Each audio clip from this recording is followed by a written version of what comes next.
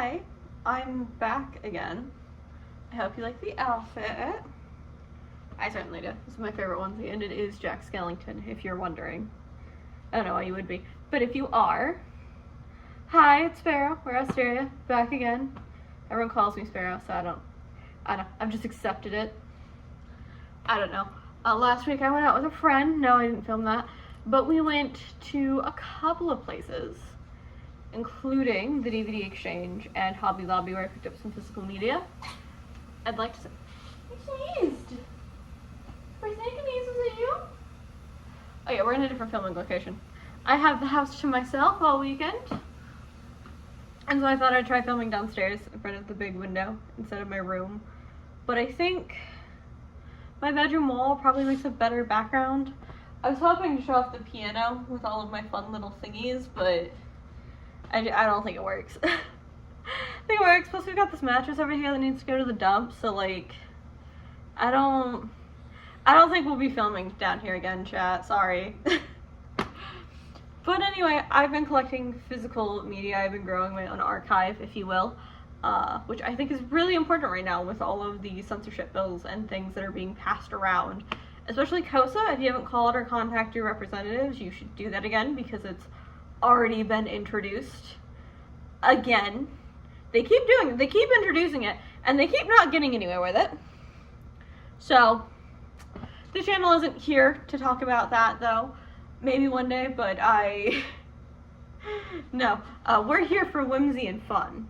I don't know about whimsy. Maybe not even fun right now. I don't know. But I got some physical media I want to share with you guys because I'm really excited about it. So, quick note on the things that I have asked as a person. I've been collecting vintage kids books since at least high school. I also like to have all of my books physically, the ones that I actually enjoy reading, like physical novels and stuff. And in more recent years, I've been collecting DVDs because fuck censorship and fuck them editing shit. And fuck them editing shit. I've had enough. So I've been collecting physical media as a result of that. Now, instead of starting with the DVD Exchange, we're gonna start what I got from Hobby Lobby. I know we all hate Hobby Lobby. They're homophobic, they're assholes. They hoard art. They have weird business practices because of conservative conspiracy theories. I'm not kidding. The reason they don't have barcodes has to do with a super old conspiracy theory. Anyway, I bet some of you remember these. I know I do. I love these. My mother also remembered them. These are the Frog and Toad books. And they're the I Can Read versions, which I did not know that Frog and Toad had become part of the I Can Read books. If you're unfamiliar with these, they were originally published in the 1970s and have remained popular and relevant to this day. In fact, Disney actually made a movie with these characters not too long ago. If you own Ichabod Crane on DVD, chances are you also own the Disney movie about these two, because it's on there. And I do own the Disney's Ichabod Crane. I also own the Tim Burton Sleepy Hollow. Anyway, I've got Frog and Toad Together, Frog and Toad All Year, and Frog and Toad Are Friends, all of which are by Arnold Lovell. These books have continued to be relevant to the modern day. People still read these to their kids. Anyway, I found these in a Hobby Lobby for like $3 each. So did I spend $10 on kids books? Yes. Yes, I did, and I would do it again. I can hear things being knocked over behind me. Give me a minute. I'm pretty sure she's harassing my cat. Again. The answer to the question is yes, she was harassing my cat, and the remote's broken now, so. And I don't want bullshit in the comments about how dogs and cats can't get along, because my German Shepherd has no issue getting along with my cats. And I've lived with both dogs and cats most of my life, and they've never had an issue getting along. It's just that my roommate's dog isn't trained. From the DVD Exchange, the only horror movie I bought, Saw, which, by the way, Art Disc. I love Art Disc. I have a problem. Someone stole this from a Blockbuster. I love someone stole that from Blockbuster. Blockbuster, I'm so sorry. Someone stole that from a Blockbuster and sold that to a DVD exchange. That is hilarious. Okay. Okay. Ooh, nothing in here. Okay. Anyway. This is the first Saw. I do like the Saw franchise. It's not my favorite, but somebody who I was very close to, who is unfortunately no longer with us, this was their favorite franchise. And so, anytime I miss them, I go and watch these movies. I love them. I go watch these movies, which, sounds a little weird, I know. I'm sorry, it's a favorite. Now the rest of these are kids' films. And no, I'm not ashamed of that fact. And if you want me to be ashamed of that fact, well, fuck you. This outfit just does not. There we go. It keeps writing up. And I hate that. Okay. First and foremost, the sequel to The Little Mermaid, which yes, I do have the first Little Mermaid. It is also an art disc. And so is this one. Oh, no. I actually like this art disc more. So the art disc for the copy of The Little Mermaid I have is only like right here, like right on the side. Like it's a little, like it's Arial and the rest of the disc is gray. Whereas the whole disc is colored and it's shiny, it's holographic. I love it. I love these art discs. They remind me of my childhood. Probably because that's the kind of disc that was popular when I was a little girl. It was slowly transitioning over to the embossed letters, but these ones were still top popular. I got a special edition of The Lion King for less than $10. Just gotta open this. Look at this! This little map, the DVD stuff. And it does include the cut song Morning Report, and it's two versions of the movie. This feels so heavy. If you're wondering, is it an art disc? Yes, it is, and it has all of these. Hold on. I get so excited about this stuff. I'm so sorry. Like, it's a little book. It's got the sunrise and dawn. And then it also includes all of these little handout things you used to get in DVDs. If you are too young to remember that, but if you're too young to remember, which I don't know many people that are, most DVDs used to have little handouts in them like these. So this one includes like a map of the disc and its bonus features.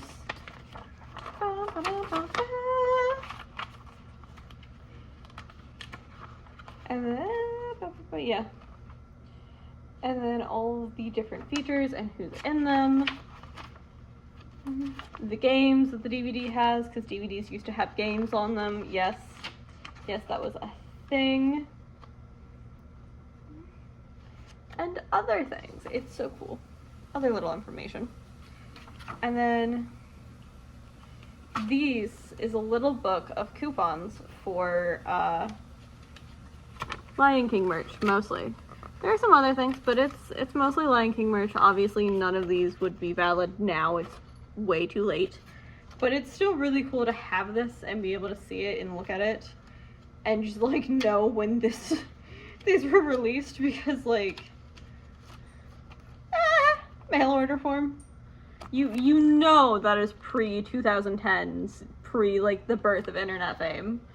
You just know it. And then there's a little sweepstake card in here still that they clearly never filled out the sweepstakes information, but look at that. Does it just make you nostalgic? And a lot of things used to come with little, like, sweepstake cards. It's, like, a lot of special edition, especially I think Disney, but I might be wrong. A lot of special edition Disney stuff used to come with these. And it's just, oh hey, this also has a little storybook in it. I didn't even notice. I didn't even notice that somehow. I just got to the back where all the coupons were.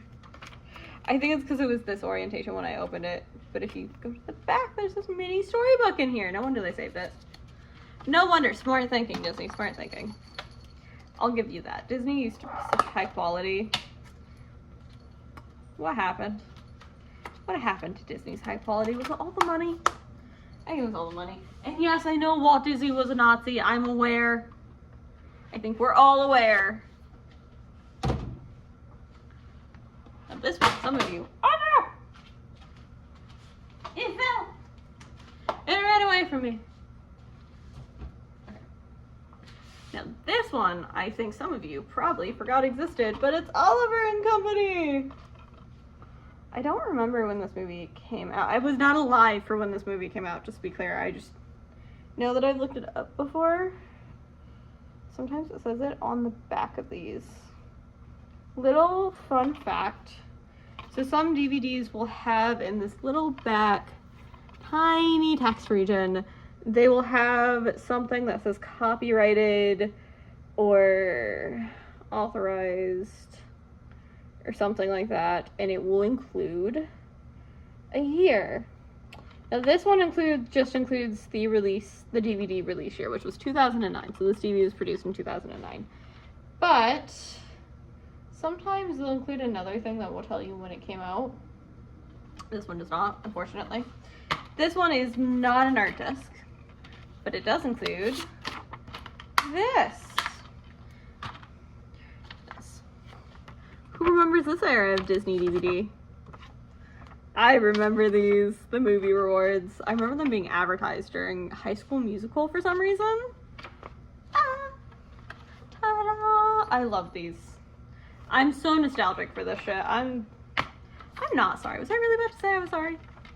I'm not sorry. And then let me prove my point with the books. So, in books, where is it? You've got this page of text, and down at the bottom is where you will find, right there, I don't know how visible it is on camera, but it says copyright 1970 by Arnold Lobel, all rights reserved. So that's when this book was originally produced and made, is 1970. Now obviously this was not printed in 1970. This one was printed during quarantine, or at least first started printing during quarantine, and I know that because of the 50-year anniversary thing on the front.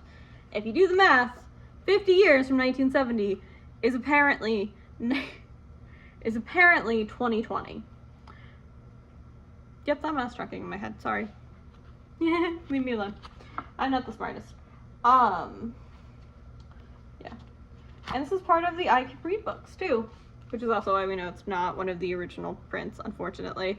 The original prints of this book would not have been a part of this. This became a thing in the 90s, I believe.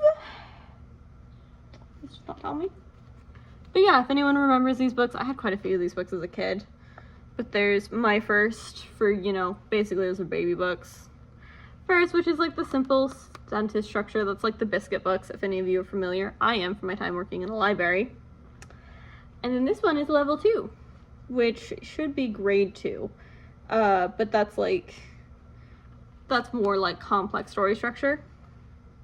Less simple sentences, right? Like there's whole pages of text in this. And then 3 is, you know, full-on complex plots and, you know, bigger books. Like those ones tend to have actual chapters. But yeah, that is my little haul of physical media that I bought. I bought a lot of the secondhand. I mean, these ones might be new. Don't know, but they were only $3. This one about $10 total, right? That mathing. My singular horror movie just feels wrong to display it with the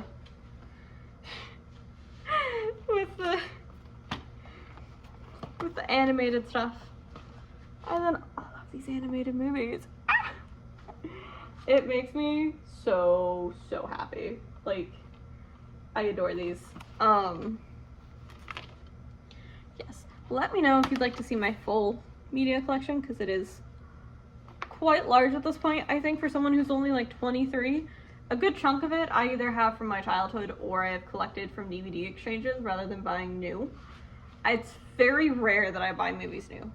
So like something like Sinners, I would definitely buy new. It just came out and I really enjoyed it. But a lot of other things I would rather buy secondhand because this was only $5. Now if I can find a box set that's less to buy like all of something in a series than it is to buy all of those things individually secondhand or like brand new, then I'll buy the box set. But yeah, that's my physical media haul. Thanks for watching, thanks for viewing, and I'll see you guys in the next one.